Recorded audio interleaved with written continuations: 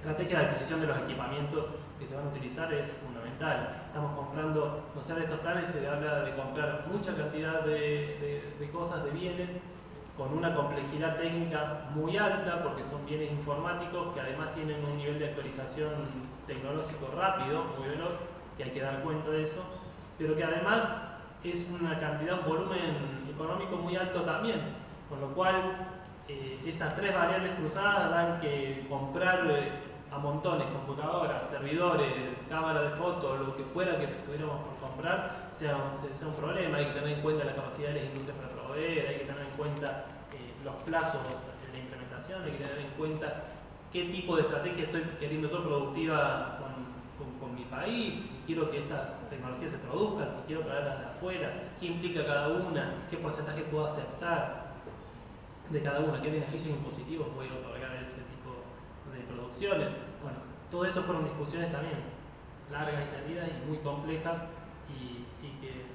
y que son muy importantes a tener en cuenta a la hora de implementar este tipo de proyectos.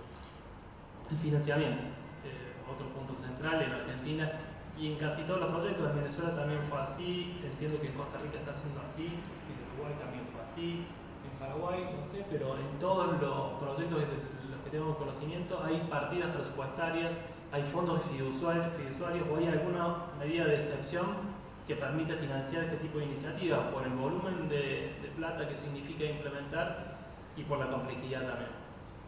Así que hay que tener en cuenta que no es que, bueno, lo vota el Congreso, el Senado, el presupuesto y lo gasto, porque tampoco es así de simple, es tan grande el volumen que requiere de una legitimación social y de un apoyo político muy grande para poder ser realizado, quizás, como sucedió en todos los países que tenemos conocimiento, una forma de financiamiento ad hoc especial para estos proyectos. La evaluación y los resultados es una cosa a tener en cuenta y antes de empezar a implementar, porque las mediciones no siempre son posibles y las comparaciones no siempre son posibles durante la marcha y siempre perdemos mucho nivel de desagregación si no tuvimos observaciones antes. Entonces desarrollar los indicadores, desarrollar las técnicas y por lo menos la ingeniería de qué es lo que vamos a estar mirando es muy importante, sobre todo teniendo en cuenta que la batería de indicadores o la batería de formas de evaluar que tenemos hasta el momento son baterías que responden a un sistema educativo, una estructura del sistema educativo que no tiene nada que ver con lo que estamos queriendo hacer. Si nosotros teníamos, por ejemplo, los indicadores de éxito, los indicadores de fracaso escolar, los indicadores o las pruebas internacionales PISA, PIRLS, TIMSS, cualquiera de esas, todos esos indicadores, toda esa batería de indicadores tradicionales en educación, miden la estructura antigua del sistema educativo, la estructura que no queremos reflejar. ¿Cuál es esa estructura? La que refleja la transmisión del conocimiento. Una prueba internacional, por más estandarizada que sea, una tasa de repitencia, de abandono, mide eso, el éxito en la transmisión o no escolar, sobre todo porque miden la evaluación del sistema educativo o los sistemas evaluadores del sistema educativo. Entonces, si nosotros estamos introduciendo una variable que intenta modificar esa lógica de transmisión cultural a una lógica de producción y de construcción colectiva del conocimiento y de aprendizaje colectivo, probablemente, seguramente los indicadores que estamos necesitando no son los de transmisión, uno que den cuenta de qué volumen de transmisión hay, sino, por ejemplo, se nos ocurre pensar, y estamos pensando en eso, indicadores de volumen de información transaccionada, habilidades, ¿sí? nuevas competencias para la resolución de problemas, presentados como si fueran matemáticos, pero problemas que pueden darse en la sociedad con conocimiento que no tengan los chicos de antemano, o habilidades desarrolladas para la práctica, ¿no? Para el conocimiento práctico. ¿Qué habilidades específicas pueden desarrollarse a través de tener el conocimiento a disposición, el acceso a disposición? ¿Qué posibilidad práctica tengo yo de darle respuesta práctica a un problema que antes no tenía? Esas cosas son seguramente cosas que estamos habilitando, cosas que se están posibilitando en las escuelas que antes no pasaban y que no las van a dar cuenta nunca en los indicadores tradicionales del sistema educativo. Incluso si nosotros pensamos que estamos rompiendo esa lógica de transmisión neta del conocimiento, de transmisión positivista del conocimiento, estos indicadores tradicionales nos tienen que dar mal, nos tienen que dar peor, porque estamos rompiendo esa lógica de producción. En la escuela estamos haciendo, además de la transmisión, otras cosas.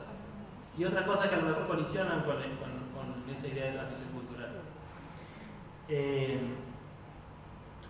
seguridad de los individuos, de las personas, de los chicos, de los docentes que manipulan estos equipamientos, la seguridad de la información que circula por estas computadoras y la seguridad de los equipos tecnológicos son los 3 puntos de seguridad que hay que tener en cuenta, y es un desafío técnico muy, muy importante porque involucra un desarrollo tecnológico y un desarrollo y un compromiso de que implementa por parte de quienes implementan las soluciones de seguridad muy importante. Soluciones de cualquier tipo, ¿no? Software, propietaria, no propietaria, lo que vayamos a considerar el diseño de esquema de seguridad que hayamos tenido, es muy crítico, es muy importante que sea funcional. El reciclado de estos aparatos es otro tema a tener en cuenta y que lo estamos aprendiendo sobre el camino. Y sí, es cierto, estamos comprando un montón y estamos contentos porque compramos un montón, pero en el momento que tenemos que desechar un montón también es un problema. Sobre todo con los elementos tóxicos, con los elementos contaminantes de los componentes tecnológicos, el mercurio, cadmio, níquel, que tienen los equipos tecnológicos. Así que es otra dificultad, otra cosa a tener en cuenta. Y después los contenidos y las capacitaciones son un mundo aparte de complejidades directamente. Yo no quise poner capacitación acá porque sabía que la serie iba a hablar particularmente de eso, y porque hablar de eso implica directamente dedicarse todo un congreso a los sistemas de capacitación que se pueden desarrollar, presenciales, no presenciales, cuál sirve más, cuál sirve menos, cuál fomenta más el uso de la tecnología, cuál no, y de ahí las técnicas para poder desarrollar capacidades distintas en los docentes que están acostumbrados a trabajar, estamos acostumbrados a trabajar de otra forma.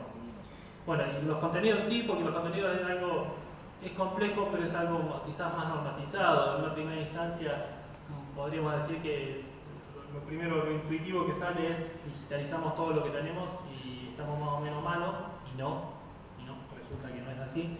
Después nos damos cuenta que podemos hacer cosas interactivas, contenidos interactivos, objetos de estudio, y empiezan a aparecer una serie de posibilidades que no teníamos justamente antes porque teníamos un libro y no una computadora, que potencian importantemente la posibilidad de transmitir un conocimiento particular a la sociedad, la posibilidad de compartirlo, la posibilidad de reproducir sobre eso, pero necesitan sí técnicas específicas y técnicas específicas de trabajo, técnicas pedagógicas específicas de trabajo sobre esos objetos de aprendizaje.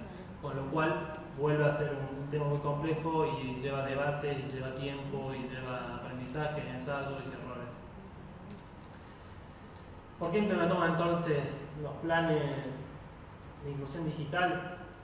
Yo creo que es por estas 3 cosas básicamente, porque es necesario actualizar las estructuras de los sistemas educativos decimonónicos del siglo XIX al paradigma intersubjetivo.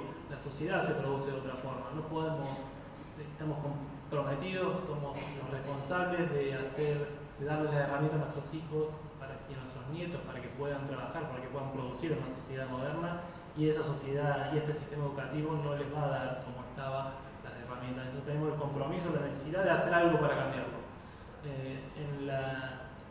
Siempre en las presentaciones de los programas, tanto Tedesco como Alberto Silioni, los 2 ministros que impulsaron fuertemente estos proyectos, decían o inventamos o erramos. Bueno, estábamos en ese punto. Teníamos que inventar algo o errar, porque sabíamos que si nos quedábamos inmóviles, si nos quedábamos parados, no íbamos a poder dar respuesta a las demandas que ya teníamos de la sociedad. Los planes de inclusión digital son necesariamente para nosotros una forma de responder a esas demandas. Porque la escuela es el ámbito donde se produce la socialización secundaria, donde se aprenden los lenguajes, también el informático. Y el informático o el comunicacional, el de internet, el lenguaje tecnológico, es el lenguaje que está produciendo la sociedad, el lenguaje por el que se comunica la sociedad, y es un lenguaje que es necesario para ser actores sociales en la vida adulta. Por lo cual no podemos dejar a la escuela afuera de este lenguaje. Necesitamos que este lenguaje que se habla en el resto de la sociedad vaya también a la escuela. Porque no podemos privar a nuestras generaciones futuras, del lenguaje que se comunica y se produce. Para nosotros, los modelos 1 a 1 y los planes de inclusión digital son esto. El mundo 1 a 1 para nosotros, por lo menos el Ministerio de Educación, es el mundo de los iguales, y los planes de inclusión digital son la herramienta de los gobiernos que los gobiernos tenemos para construir esto.